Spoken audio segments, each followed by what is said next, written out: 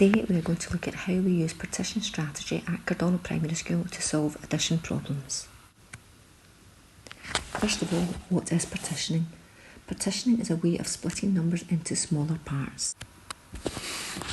Similar to when a child is learning to read and they break words down into syllables such as croak, bow, dial. With numbers, we teach our children to break the numbers down into smaller parts to make them easier to work with. Examples we have here is breaking the number 47 down into 4 tens, which is 40 and 7 ones, or the number 124 into 100, a 20 and a 4, or the number 20 into 11, a 5 and a 4. Partitioning gives children a different way of visualising maths problems and is very effective in enabling children to calculate sums mentally. In Primary 1, we encourage our children to explore how numbers are made up of smaller parts and use both concrete materials and visual representations to demonstrate this.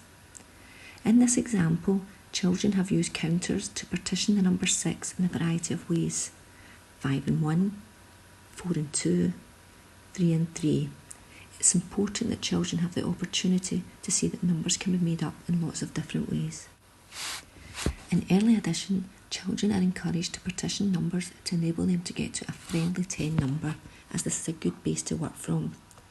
In this example, children have to calculate 8 add on 7. They have used 8 red counters on one 10 frame and 7 blue counters on the other. Children soon realise if they partition the number 7 into 2 and 5, they can add the 2 blue counters to the 8 red, which will make 10. They have now reached this friendly number, and 10, as it is easy to add the remaining 5 to get to the answer of 15. As children start to work with bigger numbers, the ability to partition numbers effectively is a very important skill. Let's look at an example of an addition sum using two two-digit numbers. 34 add on 42. The first step is to partition the numbers. Most children will partition this number into tens and ones. While this isn't the only way to split numbers, it is an effective way. In step 1, the number 34 would be partitioned into 3 tens, which is 30, and 4 ones. Step 2 would be to partition the second number in the same way. Therefore 42 would be 4 tens, which is 40, and 2 ones. It is important when children are writing this sum down that they ensure the numbers are in the correct columns, with the tens directly underneath each other and the ones doing the same. Step 3 would involve adding up the 10 columns. In this example, we have got 3 tens and 4 tens, which is 30, add on 40, which would give you 70. You would then add up your ones column, and in this example, you have 4 ones and 2 ones, which would give you 6 in total. In the final step, you add your tens and ones together to get to the answer. In this example, we have 70 tens and 6 ones, giving you the answer of 76.